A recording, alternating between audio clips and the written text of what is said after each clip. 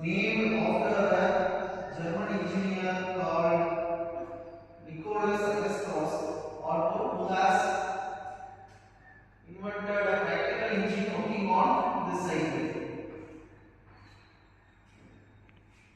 So let me draw the PV and TS diagram. The PV diagram will give us work transfer and TS diagram will give us heat transfer. The area on the curve in PV diagram will give you heat transfer and the area on the curve in TS diagram will give you heat transfer.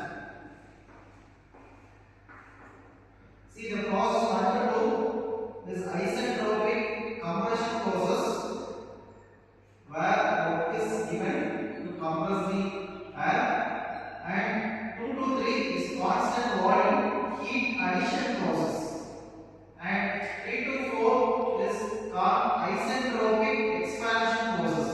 So here as it is an expansion, work is done by the air, and 4 to 1 it is constant volume heat rejection process. So once the expansion is done, the remaining heat will be rejected to the surroundings. So similar way here in the previous diagram you can see this process. This is compression work and this is expansion work and this is heat supply and this is heat rejected. So this area will tell us the work transfer. Now let us indicate the processes. So process 1 to 2 it is isentropic compression process. Process 1 to 2 is isentropic compression process,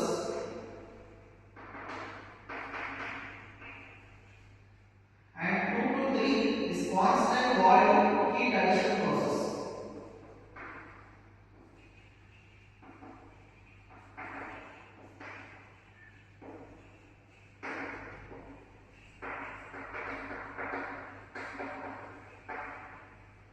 And 3 to 4 again is isentropic expansion process.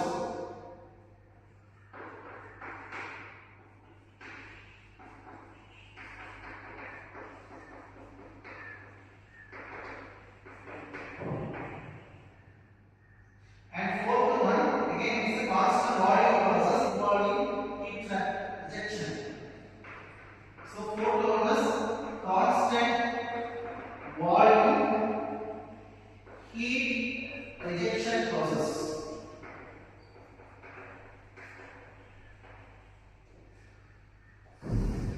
So now we will have a thermodynamic analysis for the cycle to find its efficiency. So as we know that efficiency of an air standard cycle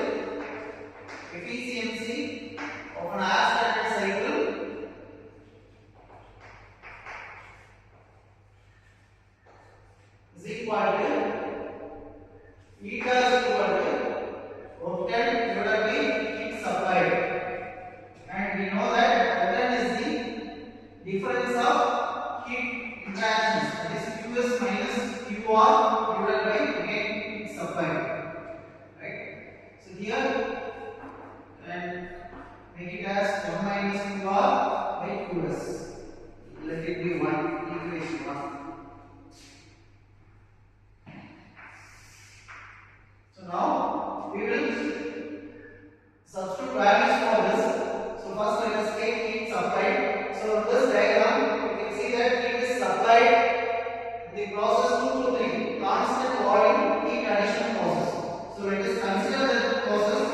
So consider the constant volume heat addition process.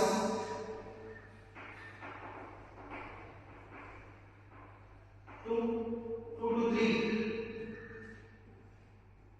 So as a process is constant volume process, you know that heat transfer, that is heat supply, is equal to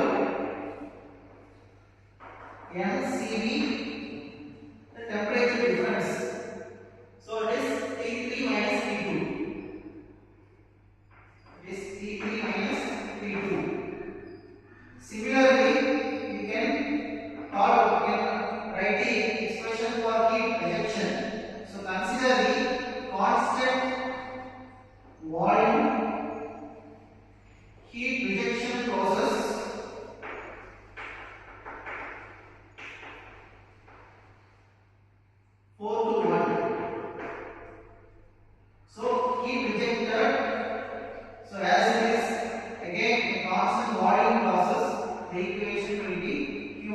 equal to mCv constant volume. So this is because the constant volume. Temperature difference to T4 minus T1. So now we will substitute these two. Let it be equation 2 and equation 3. Let's substitute equations 2 and 3 in 1. We will be getting efficiency eta is equal to 1 minus mCv T4 minus T1 divided by mCv T3 minus T2. As a common terms can be cancelled. So this equation becomes 1 minus T4 minus T1 divided by T3 minus T2. Let it be equation 4. Now we need to simplify these two. So for that we will consider the processes 1 to 2 and 3 to 4. So consider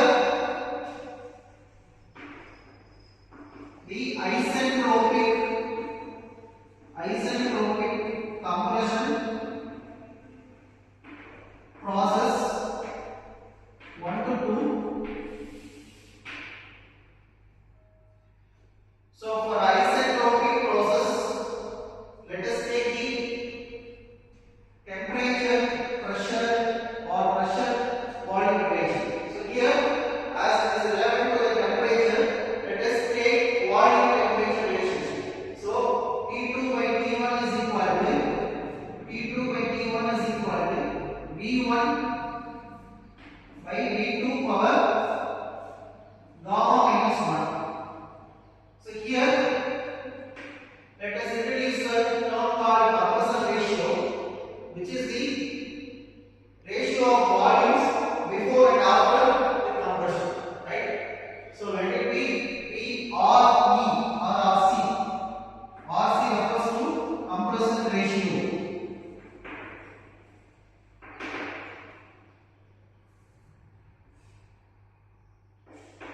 So this is equal to RC power gamma minus 1.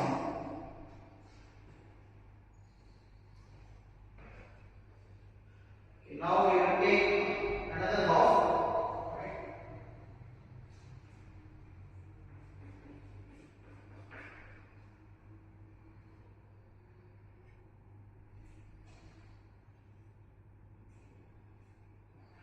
Let it be 5.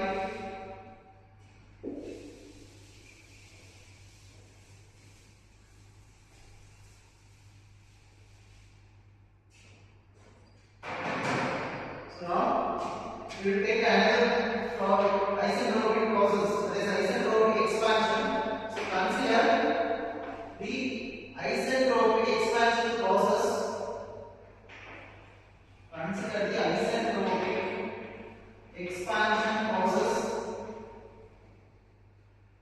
3 to 4. So for this, again we will take the temperature and volume relation.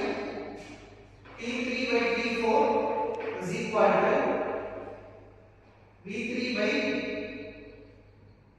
V4 by V3 power gamma minus 1. So this is the volume, the ratio of volumes after and before expansion. So this can be called as the expansion ratio RE. So RE power gamma minus 1. So here RE is expansion ratio. RE is equal to expansion ratio. See, if you look into the left side, so the right side of these two equations, V4 is equal to V1.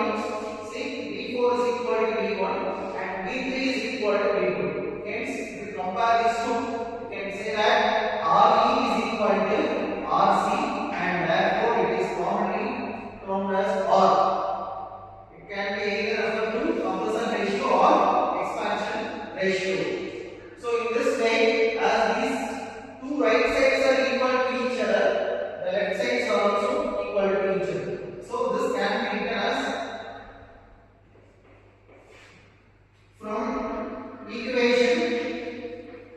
5 and 6.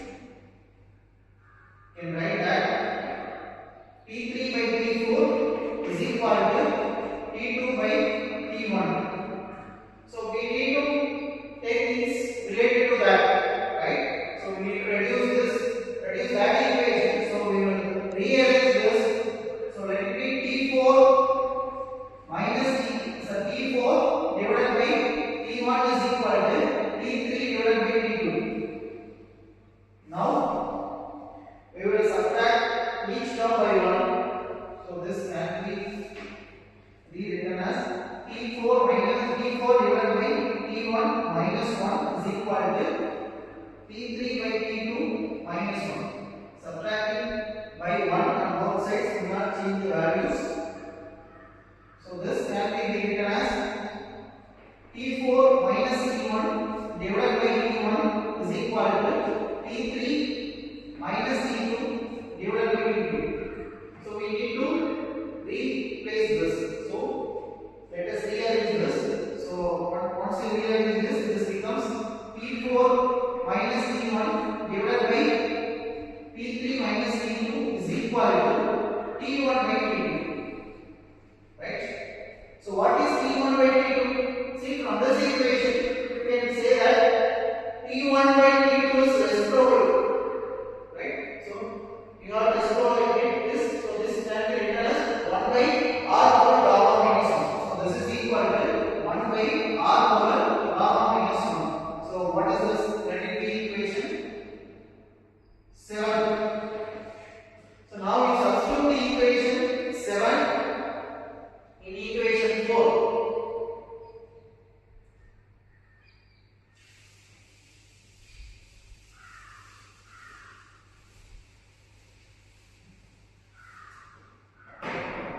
So let us substitute the equation 7. Substitute equation 7 in equation 4. So let's take from this. So eta is equal to the efficiency of Otto cycle is equal to 1 minus T4 minus T1 divided by T3 minus T2 can be equal to T1 by T2 and which is equal to 1 by R over gamma minus 1. So once you write this, you will be getting an equation for Otto cycle efficiency. So as this is the denominator and it is supposed to be subtracted from 1, the Otto cycle efficiency is directly proportional to the compression ratio. So if you increase the compression ratio of an Otto cycle, the efficiency of the